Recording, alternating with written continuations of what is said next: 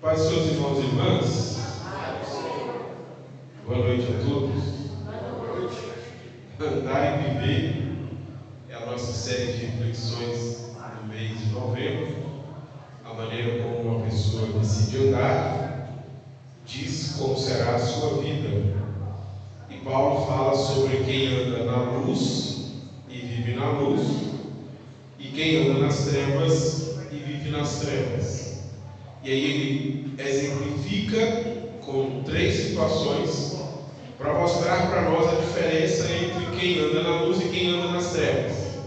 Em todos esses casos, ele diz que o cristão não deve ser como aqueles que andam na escuridão, mas ele deve ser como aquele que está sendo transformado por Cristo. E hoje nós chegamos talvez a um dos textos mais conhecidos pelos pentecostais em Efésios capítulo 5. Eu não sei quantas vezes esse texto já foi lido e explicado, mas eu sei que ele já foi lido muitas vezes. É talvez o texto áureo dos pentecostais. Então a gente tem bastante familiaridade com esse texto, e é ele que eu quero pregar com vocês hoje e mostrar qual é a diferença entre quem vive na luz e quem anda na escuridão, aqui, versículo 18 e 19. Eu começo explicando para vocês, versículo 18. Não se embriaguem com vinho, pois ele os levará ao descontrole. Em vez disso, sejam cheios do Espírito.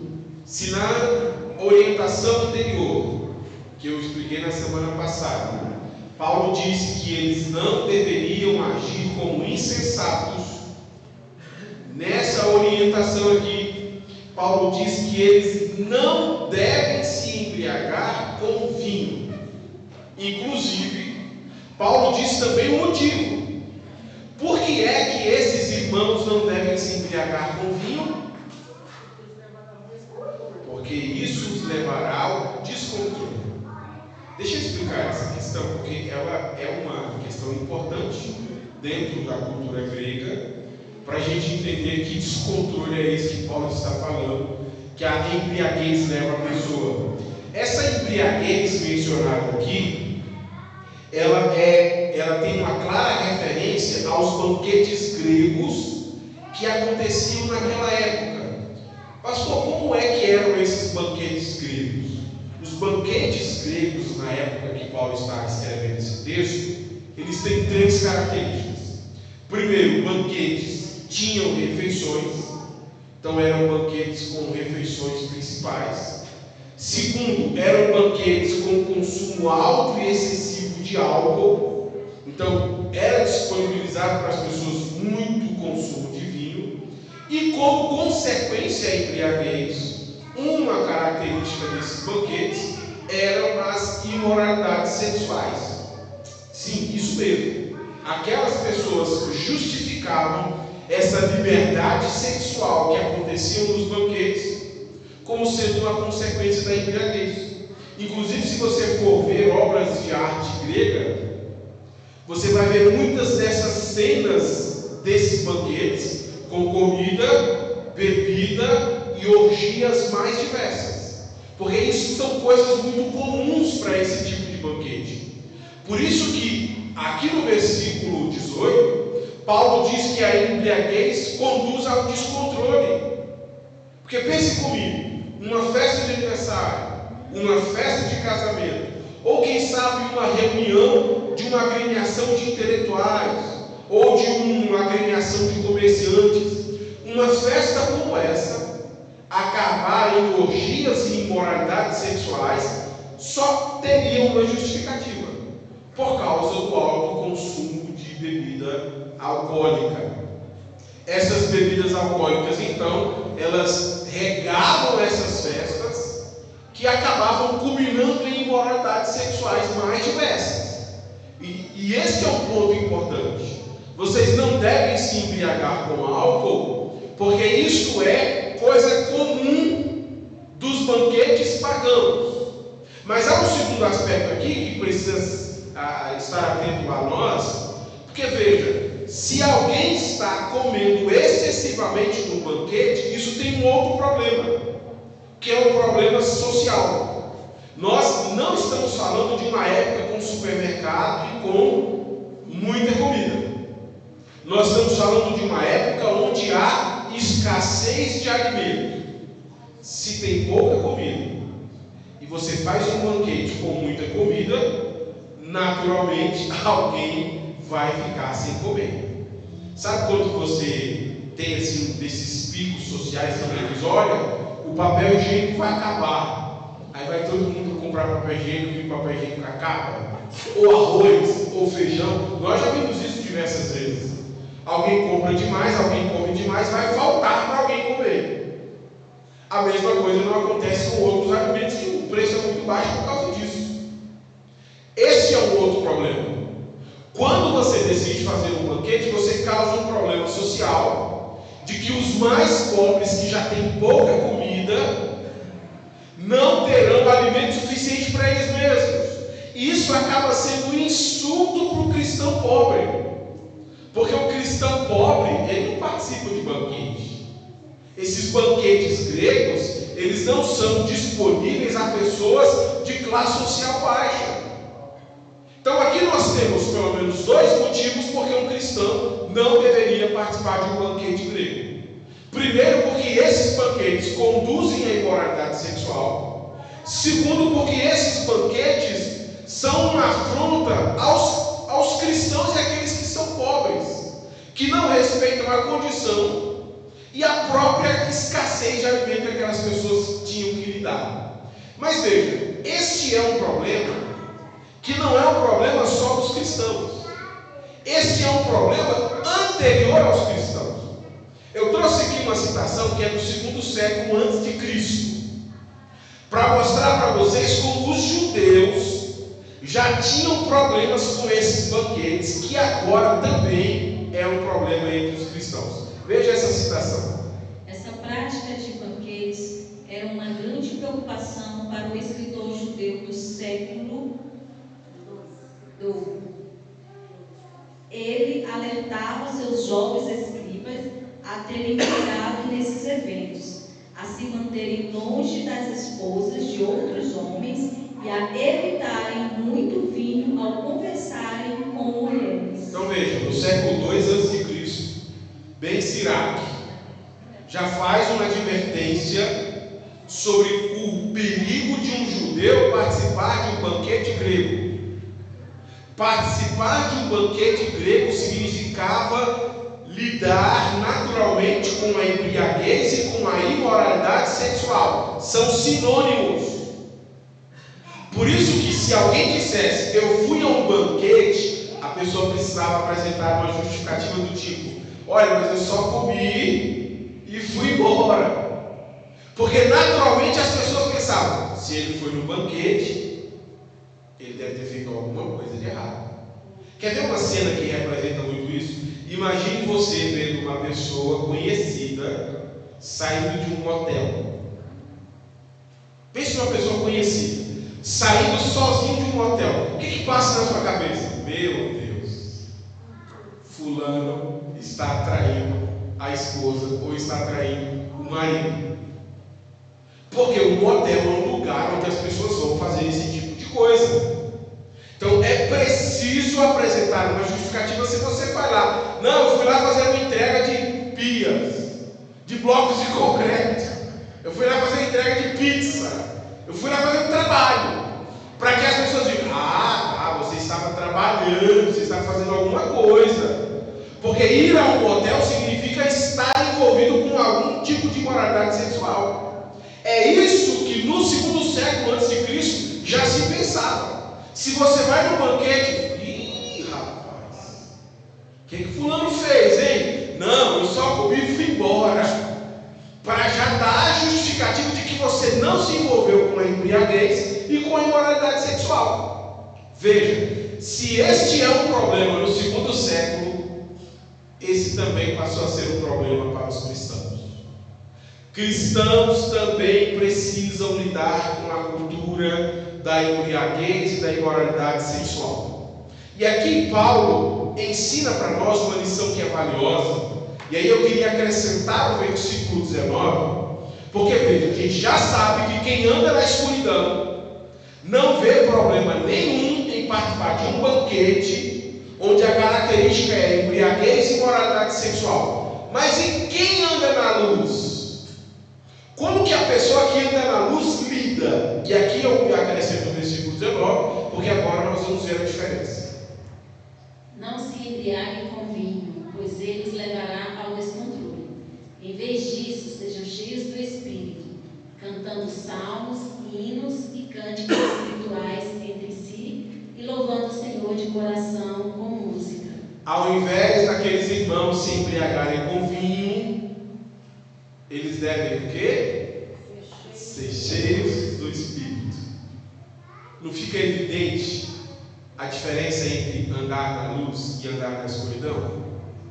A pessoa que anda na escuridão, ela participa de um banquete que tem como característica a embriaguez e a imoralidade sexual. O descontrole é isso.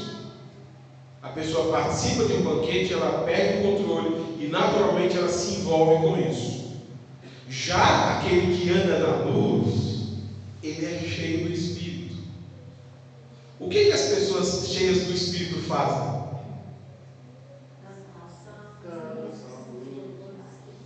Pessoas cheias do Espírito cantam ao Senhor com todo tipo de música, louvando a Deus de coração. Deixa eu colocar isso, porque isso aqui é emblemático do que Paulo está dizendo. A maneira como cada pessoa decide conduzir a sua vida revela se ela está na luz ou se ela está na escuridão. Embriaguez e imoralidade sexual são características de quem anda na escuridão. Mas uma pessoa que oferece a Deus todo louvor, que tem como característica uma adoração de coração, que vem dos lábios de alguém que está cheio do Espírito, é característica de quem anda na luz. Você percebe como são coisas diferentes sendo feitas por pessoas diferentes? Então é nítido que quem está na luz e quem está na escuridão fazem coisas diferentes. E esse comentário aqui, ele esclarece ainda mais essa questão. Paulo ordena que os crentes sejam cheios, não de vinho, mas do Espírito. A preocupação central de Paulo é que os crentes sejam totalmente influenciados pelo Espírito, para que suas ações sejam dignas do Senhor. Uma pessoa influenciada pelo álcool age sob a influência do álcool. Uma pessoa influenciada pelo Espírito age sob a influência do Espírito. E aqui fica muito claro para nós qual é a intenção de Paulo. Por que é que eles não devem se embriagar? Porque isso não é compatível com a nova vida que vocês receberam do Senhor. As pessoas que se embriagam são aqueles que não receberam a vida nova. As pessoas que participam dessas imoralidades sexuais são aqueles que são conduzidos pelos seus desejos. Mas vocês que nasceram de novo não são mais controlados por esses atos, mas agora devem ser influenciados pelo Espírito Santo de Deus.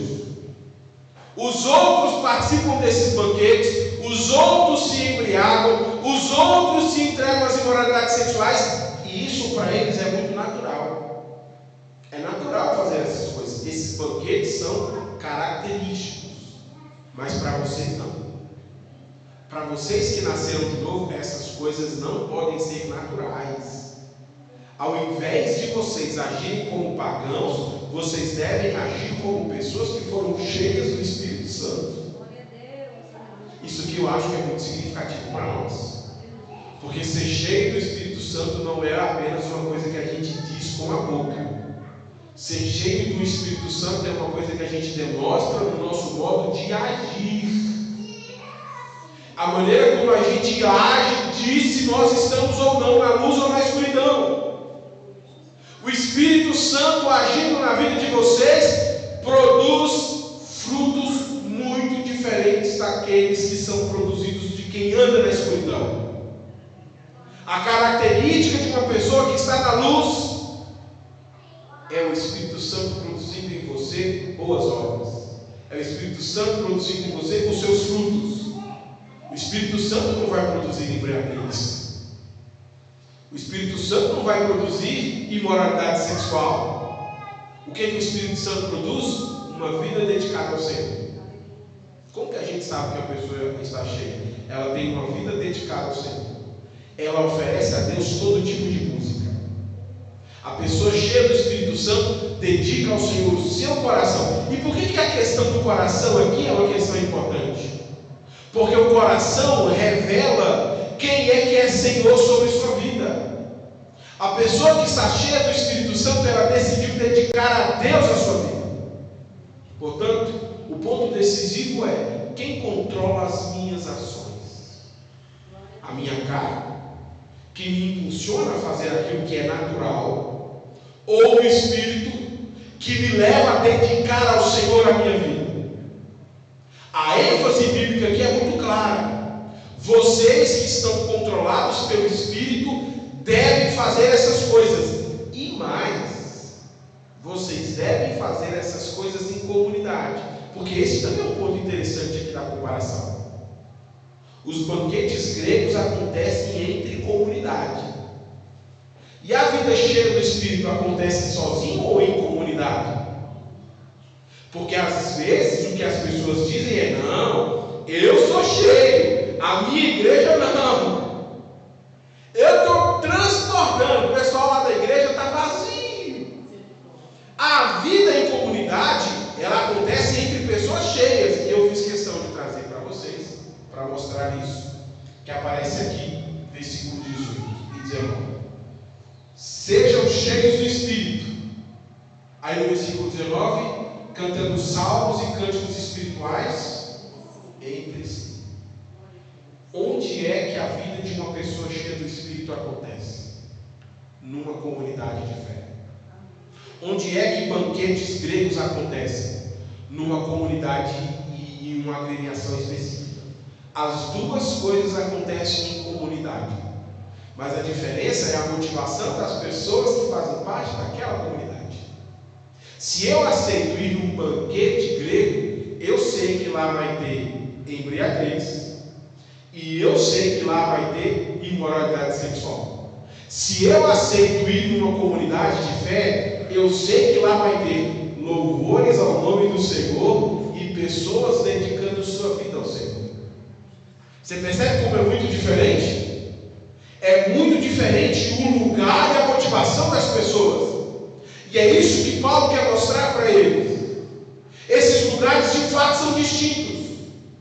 E nós devemos ir à comunidade como pessoas salvas em Cristo, para em comunidade louvarmos o nome do Senhor. A comunidade é esse espaço onde pessoas cheias do Espírito Santo oferecem a Deus todo tipo de louvor, todo tipo de adoração, porque elas foram alvos da graça do Senhor. Por isso que nós nos reunimos em comunidade, porque fomos alvos da graça do Senhor. Se nós não tivéssemos sido alvos da graça do Senhor, nós estaríamos em banquetes, dando vazão aos nossos desejos e às nossas paixões. Mas nós somos alcançados por Cristo Jesus. E eu queria fazer aqui algumas aplicações. Como que esse texto nos desafia hoje a considerarmos essas palavras do apóstolo Paulo? Primeira aplicação: nossas reuniões litúrgicas não podem se parecer com banquetes gregos. Isso aqui é importante de ser dito, porque o que eu acabei de falar para vocês é que um banquete grego você vai encontrar duas coisas: álcool e imoralidade sexual. O que é que não dá para encontrar numa igreja? Álcool e imoralidade sexual. Porque a igreja não é um banquete grego. A igreja é uma reunião de pessoas cheias do Espírito, certo? Mas não é difícil encontrar em igrejas álcool e imoralidade sexual. Não é difícil encontrar dentro da igreja pessoas que criam, por exemplo, clubes de cerveja, clubes de vinho. Você fala, mas onde é que esse clube é? Na nossa igreja. Nós somos crentes bem modernos. Não, dá para chamar de outro nome. Crente não. Porque a sua vida privada, ela não pode se confundir com a sua vida religiosa. A sua vida religiosa, o que nós fazemos aqui na comunidade de fé, tem que ser aquilo que fala sobre o nome do Senhor, a honra do Senhor, a glória do Senhor. E às vezes nós estamos confundindo o privado com o público. A minha vida pública na minha comunidade de fé deve ser feito tudo para louvar o nome do Senhor. Não é para me embriagar com vinho. Também não é para fazer demonstrações de moralidade sexual. Você vê como isso não faz sentido dentro da igreja? Uma pessoa que vem com uma roupa, ou uma pessoa que tem uma expectativa sexual para dentro do templo, não faz sentido para esse espaço. Porque isso aqui não é um banquete grego. Isso aqui é reunião do povo salvo e lavado pelo sangue de Jesus. O que tem que ter em nosso meio é louvores e honras ao nome de Cristo e o Espírito Santo nos aperfeiçoando sempre. Se nós estamos em uma comunidade que não valoriza isso, isso não é uma igreja. Isso é uma agremiação. Isso é um clube. A igreja não pode se perder dos seus objetivos. E o nosso objetivo como povo do Senhor é muito claro. Nós somos salvos por Cristo. Estamos sendo cheios do Espírito. E agora nós vamos nos reunir para louvar o Senhor. Pastor, tem como a gente colocar uma coisinha a mais que eu gosto de fazer lá em casa? Eu gosto tanto de assistir um culto, degustando um bom vinho. Eu gosto tanto de assistir um culto, saboreando um bom espumante. Isso não faz o menor sentido para este ambiente aqui. E eu acho muito estranho quando igrejas começam a tratar essas coisas como naturais e normais. Quando começam a tratar a questão do álcool e da imoralidade sexual como sendo coisas normais. A exposição do corpo, o interesse sexual entre os irmãos, as infidelidades conjugais, isso são coisas que não fazem parte do culto. Isso combina com o banquete do mundo. E isso revela que nós ainda estamos na escuridão. Então essa é uma reflexão importante que igrejas locais têm que fazer sobre como que os cristãos estão se relacionando. Meu irmão, se as nossas reuniões só dá gente bêbada e gente praticando imoralidade sexual, é melhor trocar o nome de igreja para cabaré. Se as nossas reuniões só dá esse tipo de coisa, nós estamos muito longe de sermos pessoas cheias do Espírito Santo. Para nós isso é uma advertência importante.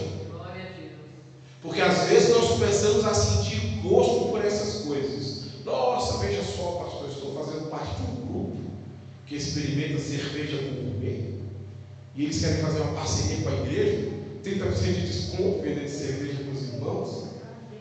E se o senhor aceitar, você não vai levar 10%. A gente começa a dizer essas coisas, achando isso o máximo. Não, nós somos revolucionários. Não, nós somos pessoas vazias do Espírito Santo. Não combina. Liturgia e evento cristão só combina coisas que glorificam e falam da honra e da glória do nome de Cristo. E por isso que isso é chocante para muitas pessoas, porque elas querem colocar no meio de uma reunião do povo santo aquilo que não combina. E aí toda vez que eu tenho um passeio, o pastor precisa esclarecer: gente, isso é um passeio de cristão. Tudo que nós fizemos aqui deve promover a honra e a glória do nome do Senhor. Gente, isso aqui é uma reunião do povo santo. Não dá para uma reunião do povo santo a gente estar carregando o pessoal para o carro e embriagado com álcool. Não dá. Isso não é reunião de povo santo. Nós já perdemos a mão se isso acontecer. Então é uma advertência para nós, porque pela vontade de Deus nós ainda não tivemos que lidar com situações como essa, mas elas começam a se tornar tão comuns que já não assustam mais, que a gente já começa a tratar com naturalidade.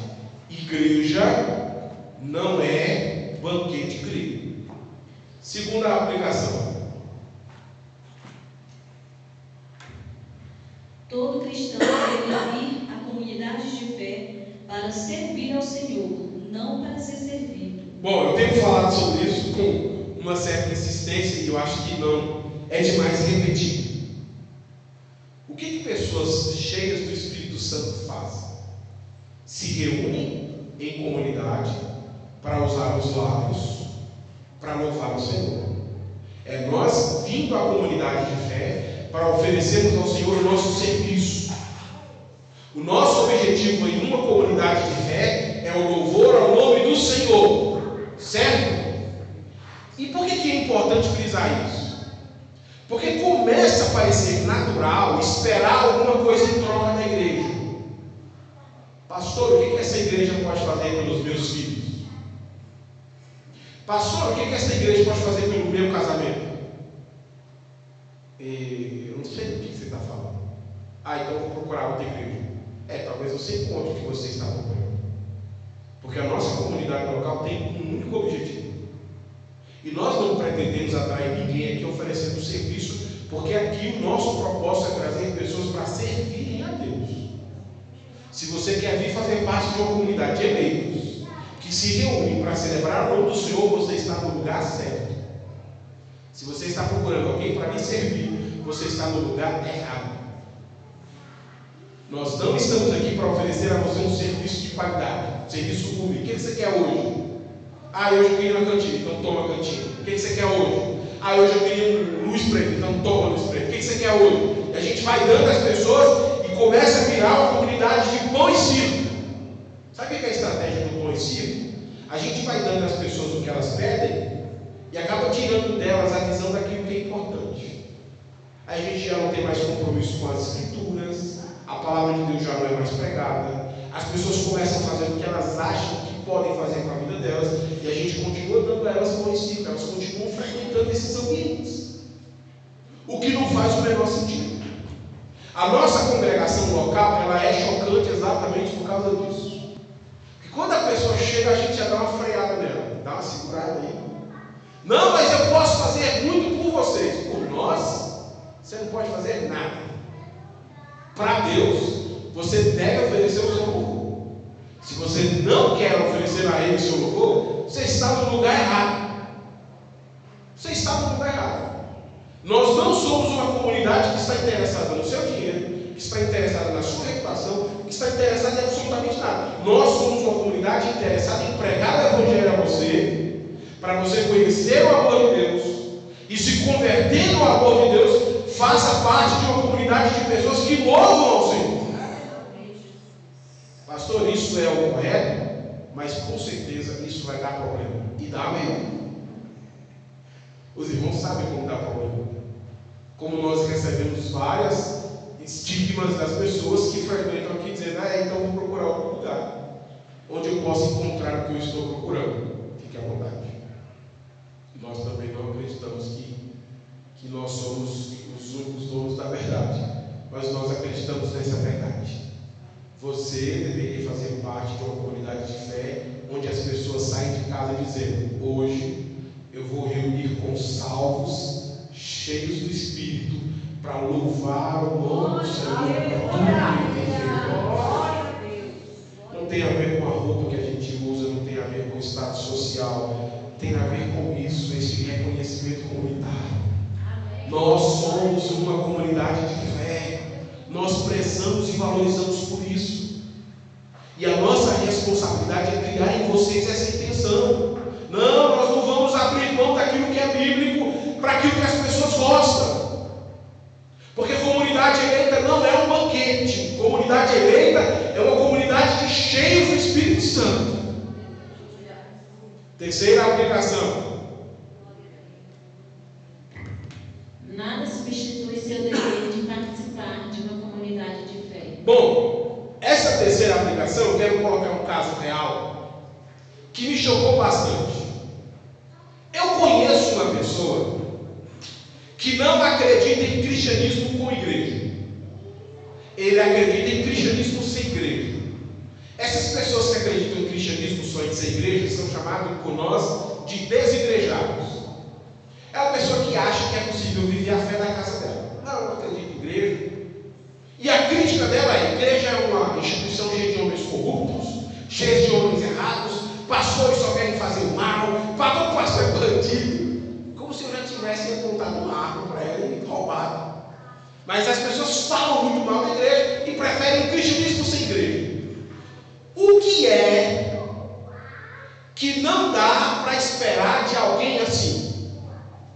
Que ele se envolva com política. Bom, se essa pessoa não acredita na instituição igreja, quer dizer que ele não acredita em instituição nenhuma. Porque a igreja, apesar de ter todos os seus problemas, é uma instituição que o Espírito Santo de Deus age na vida das pessoas. Se você é uma pessoa que não acredita em igreja, provavelmente você não acredita em instituição nenhuma. E sabe o que eu descobri nas eleições? Que um desigrejado acredita mais na política do que na igreja. Ele acredita que vai mudar o Brasil ganhando uma eleição e entrando em uma casa para fazer leis. Sabe o que isso demonstra? Ingenuidade. É uma pessoa que não entende o que é igreja. E revela muito da sua incapacidade intelectual. Se você acredita mais na política do que no Espírito Santo, você não entendeu absolutamente nada. E por isso que a vida comunitária ela é tão importante. Porque apesar de todos os problemas que igrejas locais têm, a igreja tem uma vantagem. Ela tem o Espírito Santo aperfeiçoando a vida das pessoas. Irmãos, isso é maravilhoso. Dentro da igreja, o Espírito Santo está nos aperfeiçoando em Cristo. Quando eu penso em igreja, quem eu penso? Em vocês. A pessoa chega para mim e fala: a igreja é fascista. Não, que igreja está falando? A minha não. A minha igreja são os irmãos que eu congrego. Homens e mulheres que temem ao Senhor, têm os seus compromissos, gente honesta, gente que teme ao Senhor. Isso aqui é igreja, pessoas reais. Não é aquilo que acontece na internet. Igreja real é vocês. E se a igreja real é isso aqui, nós temos que fazer parte de uma igreja real. Não há absolutamente nada que substitui a vida comunitária. E isso até torna a pessoa mais fraca na fé. Porque ela começa a sentir desânimo de vir para a igreja, desânimo para acreditar em alguma coisa, e esse desânimo vai sendo substituído por outras coisas. Aí começa a maratonar séries de televisão, começa a acreditar em outras coisas, e daqui a pouco essa fé simplesmente não faz o menor sentido. Agora, aqueles que entendem que a igreja é um espaço onde o Espírito Santo está agindo, eles estão sempre sendo fortalecidos pelo Senhor. Sempre. Porque o que é que nós vamos encontrar na igreja? O Espírito Santo de Deus trabalhando nas pessoas. Não é maravilhoso isso? Quantas vezes em minha vida eu já vim para a comunidade de fé pensando: meu Deus, eu acho que de hoje eu não passo.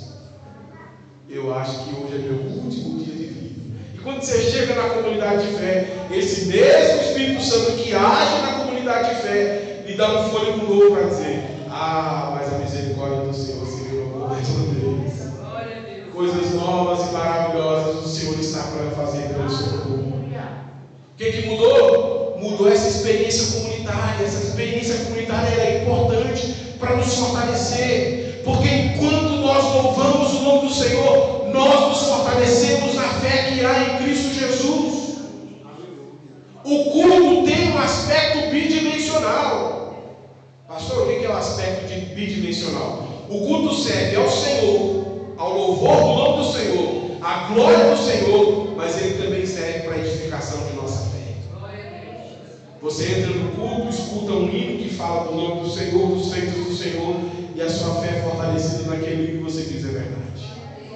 Cristo cura sim. Cristo cura sim. Pelo seu amor imenso, ele cura sim. Como você sai do culto? Fortalecido porque você ouviu uma mensagem de esperança. Você escuta o testemunho de alguém: eu recebi uma intervenção na minha vida. Como você sai do culto? Fortalecido porque você ouviu uma mensagem de esperança. O que é que substitui isso? Nada. Nada substitui o espaço de culto. Nada. Não há nada que substitui esse ambiente de adoração e de comunidade. E nós temos que entender o valor que existe num culto numa comunidade de fé. Quarta aplicação. As características de uma pessoa cheia do Espírito Santo é o louvor ao nome do Senhor. Veja bem, o objetivo de Paulo, nesse texto que nós lemos, é mostrar a diferença entre quem vive na luz e quem vive na escuridão. Qual é a característica de uma pessoa cheia do Espírito Santo? Devoção a Deus. Ela é uma pessoa que cumpre os seus deveres religiosos. Ela se entrega integralmente a Deus e se dedica ao Senhor. Irmão, isso aqui é importante, porque me assusta um cristão que diz que é cheio do Espírito e simplesmente não há devoção nenhuma na vida dessa pessoa. Ela só lembra de Deus no dia que vem ao templo. Se ela vir no templo uma vez no mês, 29 dias ela fica sem devotar nenhum tempo a Deus. E quando chega no templo, essa pessoa quer parecer espiritual. Então ela levanta a mão, faz a dança do piqui, levanta, fala algo, alguma coisa, aí a gente, rapaz, estava longe, mas no dia que voltou está cheio. Não está nada. Quem é que se engana com isso? Você se engana? Porque uma pessoa cheia do Espírito é conhecida pela sua devoção a Deus. Para essa pessoa, o louvor ao nome do Senhor é uma prioridade de vida. Eu já disse isso e esse é um ponto importante.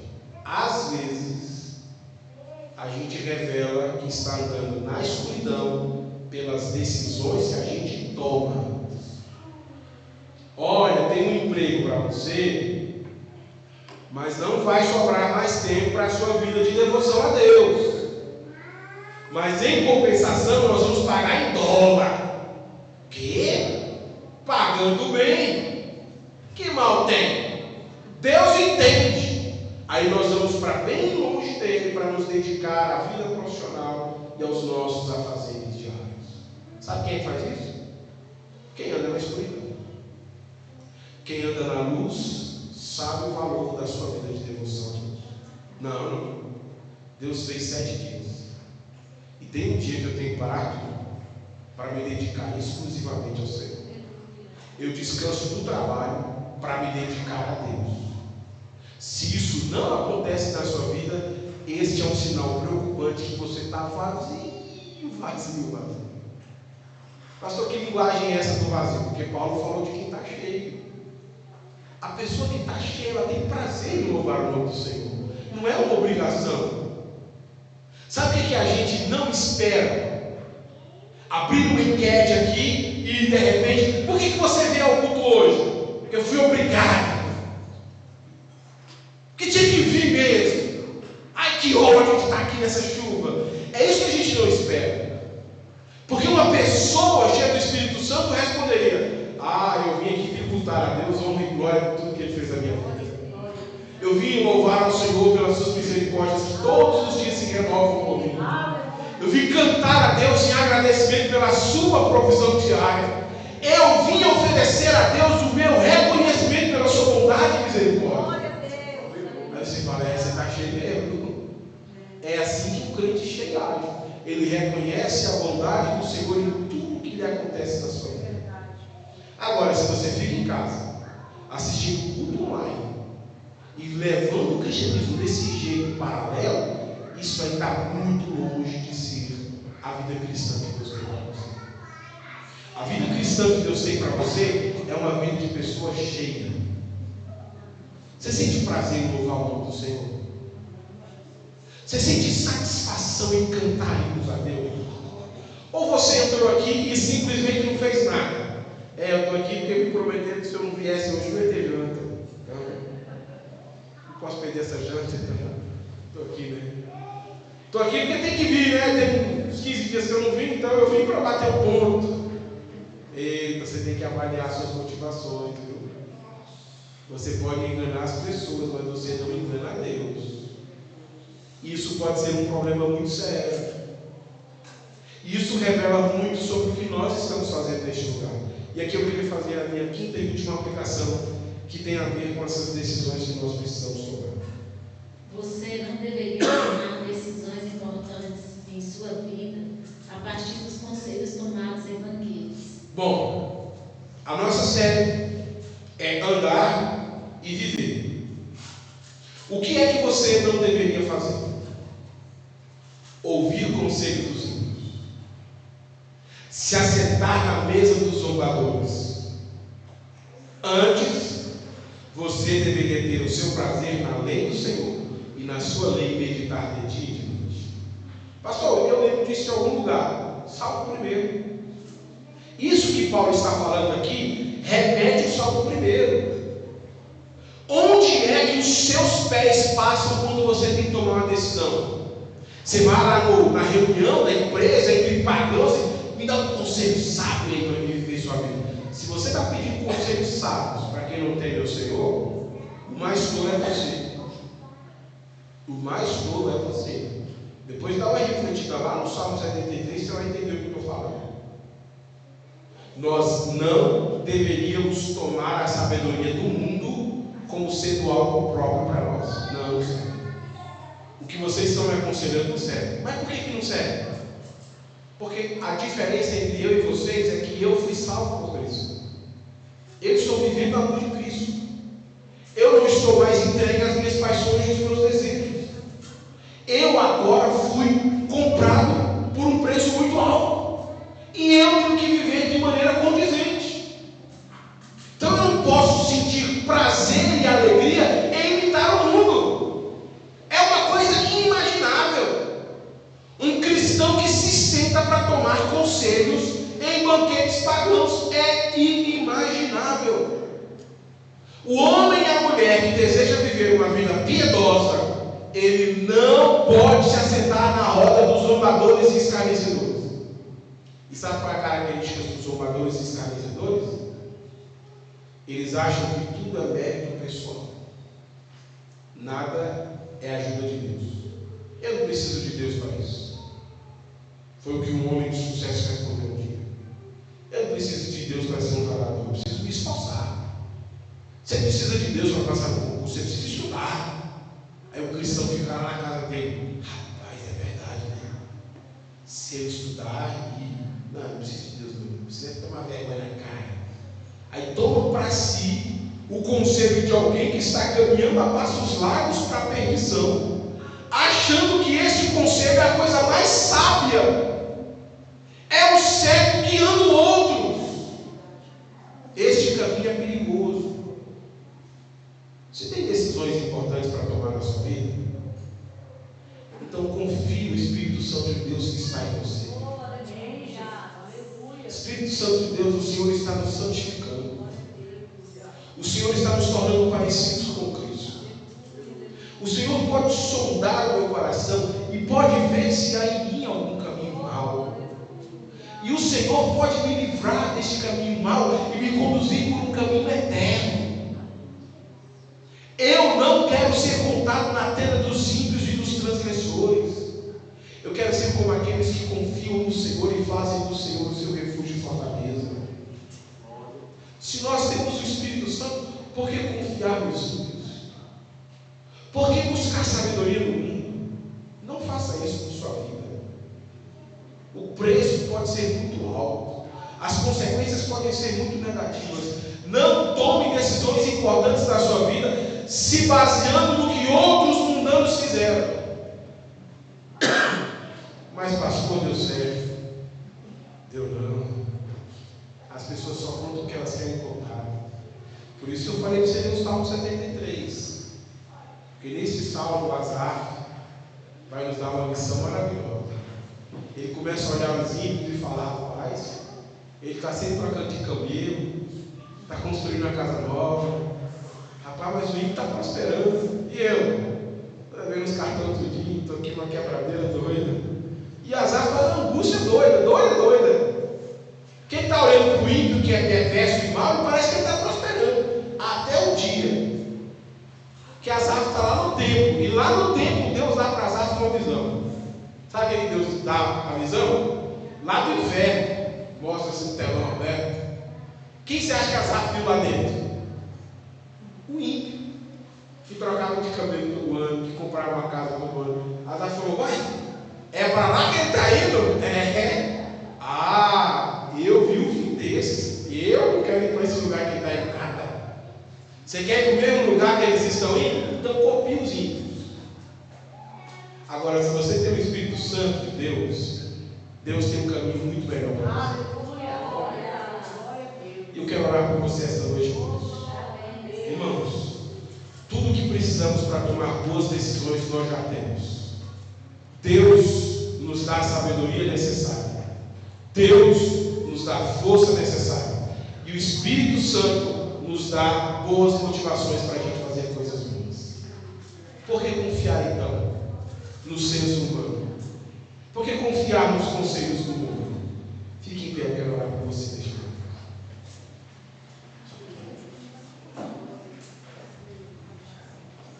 Simbolicamente, coloque a mão no seu coração neste momento. Coloque a mão no seu coração simbolicamente. Senhor,